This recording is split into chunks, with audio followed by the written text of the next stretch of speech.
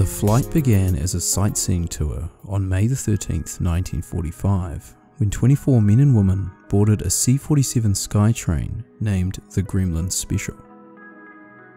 At around 2:15 p.m, they took off from Hollandia in the former Dutch New Guinea. For official purposes, the flight was described as a navigational training mission.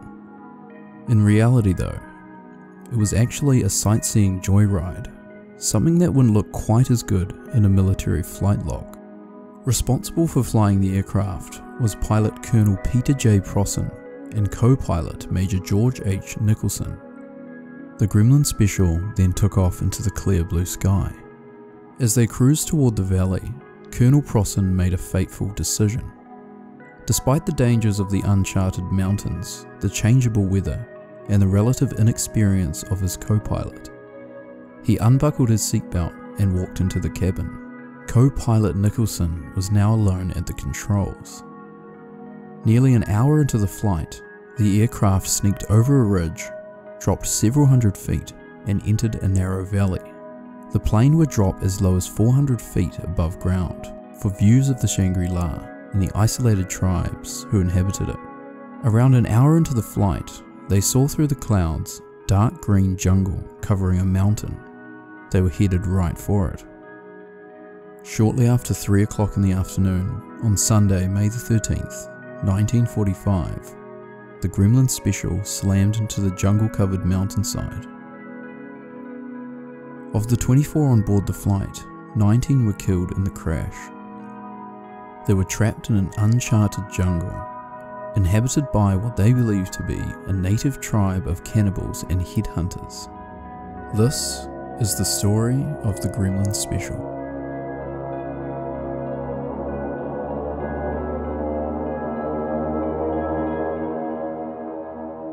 Colonel Peter Prosson had been anxious about the toll Dutch New Guinea was taking on the men and women serving under him. So, on May 13th, 1945, Prosson had arranged a reward for his staff, one certain to boost morale: a trip to Shangri-La. Shangri-La was a nickname for the Baliem Valley of Western New Guinea, an enormous valley about 80 kilometers long, 20 kilometers wide, and inhabited by somewhere between 100,000 and 120,000 tribesmen, most of which had never had contact with the outside world. The 19 passengers and 5 crew assembled at the Sentani airstrip at around 2 p.m. The aircraft was a Douglas C-47 Skytrain, nicknamed the Gremlin Special. Its name came from the myth that gremlins, as mythical creatures, were blamed by airmen for sabotaging aircraft. Colonel Prosson told them to expect a 3-hour tour as they boarded the plane. At 2:15 p.m, the Gremlin Special took off with Prosson at the controls. Once airborne, Prosson announced that they would get to Shangri-La within around 55 minutes. Shortly afterwards, Prosson unbuckled his seatbelt and strolled into the cabin, leaving Nicholson alone at the controls. Both Prosson and Nicholson were making their first flights to Shangri-La. All they knew about the treacherous entrance through the mountain pass was what they'd read or heard from other pilots. Nearly an hour into the flight, the Gremlin Special sneaked over a ridge, dropped several hundred feet, and entered a narrow valley. Jungle-covered mountains surround the Gremlin Special on both sides. Lieutenant John McCollum peered through the windshield and saw clouds dead ahead. He saw patches of dark green jungle covering a mountain he estimated to be around 13,000 feet high. Nicholson was on his own. He pointed the plane's nose to the sky, desperate to clear the fast approaching ridge, but it was too late. Shortly after 3 o'clock on Sunday, May 13th, 1945, the Gremlin Special crashed into the jungle-covered mountainside. Of the 24 on board, 19 were killed on impact.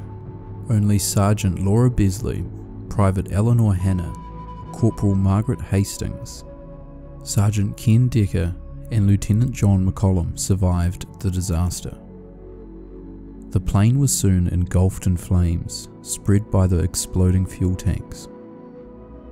As the 5 survivors grouped together, it began to pour with rain and they were in desperate need of supplies. McCollum went on a mission to salvage what he could from the wreck and managed to return with some basic supplies. The next morning, McCollum made a terrible discovery. Eleanor had succumbed to her injuries during the night. She was laid to rest beneath a nearby tree.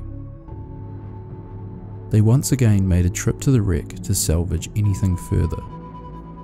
The 4 remaining survivors felt confident that search planes would be scouting for them, as they heard one during the night. However, they faced some big problems. There was no way anyone could see the camouflaged wreck in the thick jungle. The plane had crashed miles from their recorded route, and to make matters worse, Nicholson didn't place a mayday call. In fact, no radio communication had been exchanged between the plane and ground controllers after takeoff. Nightfall was fast approaching as they prepared for a second night alone in the jungle. Around midnight, another tragic discovery was made. Laura had passed away and lay next to Margaret, motionless. She was placed beneath the same tree next to Eleanor. The survivors were now down to just 3.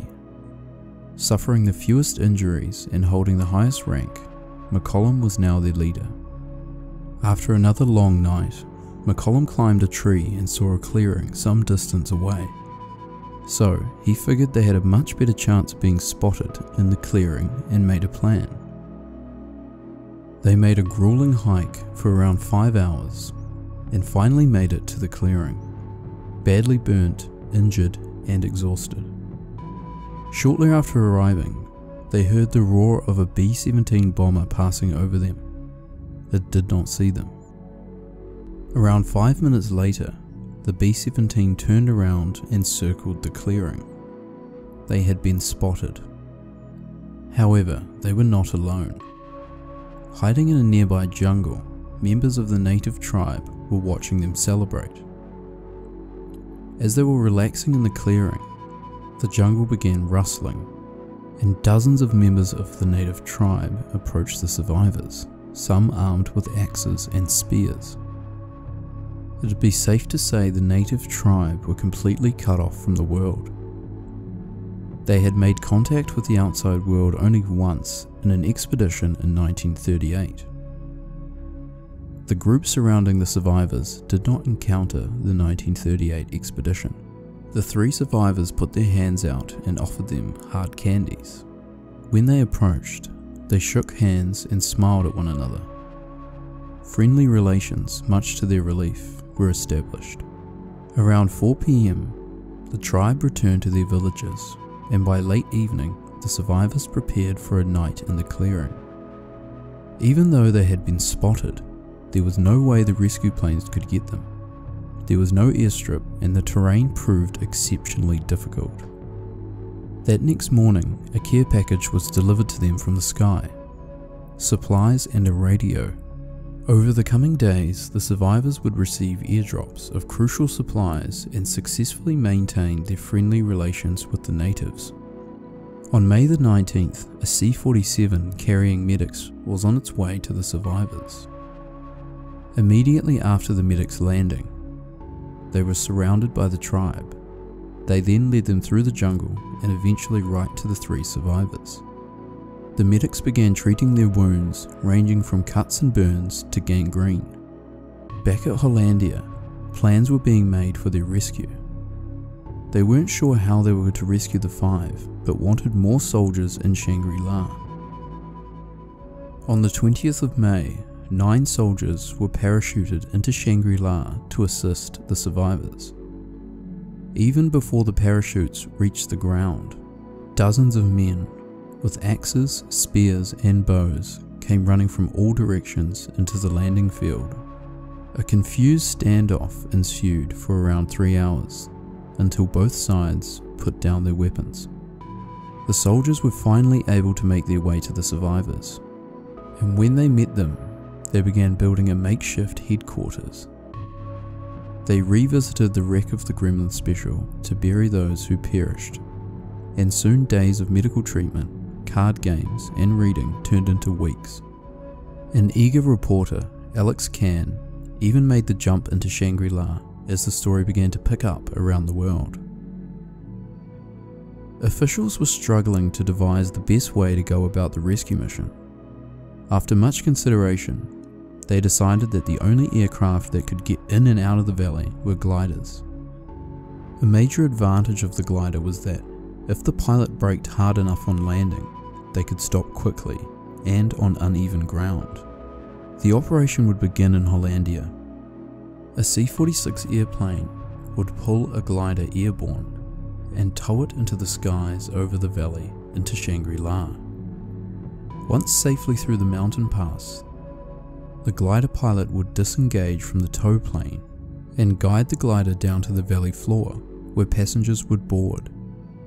The glider and its passengers would then brace for the snatch. The basic premise was that a C-47 would fly over the glider and, using a hook extending from the fuselage, pull the glider back into the air. The final decision was made, and on June 28, 1945, one of the most daring rescue missions in history was to take place. Early that morning, the first glider was successfully towed into Shangri-La and made a perfect landing. As the survivors hurried in gathering their belongings and souvenirs, they didn't have much time, as the aircraft circling them had a limited amount of fuel. The glider pilots went to work setting up the snatch poles. Alex Can aimed his camera at a remarkable scene. 20 or more tribesmen pitched in to help roll the glider into position for the snatch.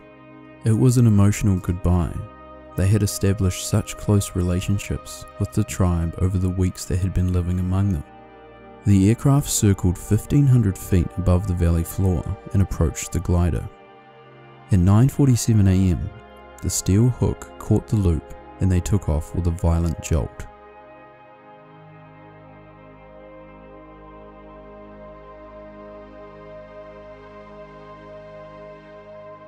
Seven weeks after the Gremlin Special had taken off on a sightseeing tour, the 3 remaining survivors landed safely back on the Sentani airstrip.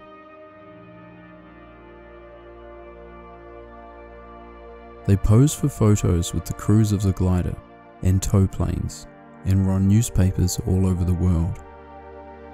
The following day, the second group safely glided out of Shangri-La using the same method, and on the 1st of July, the third and final group were rescued.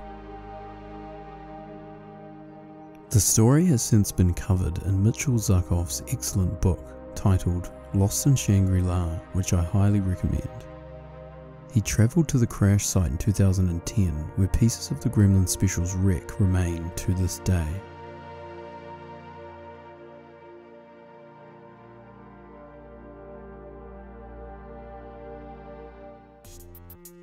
Thanks so much for watching. Bye.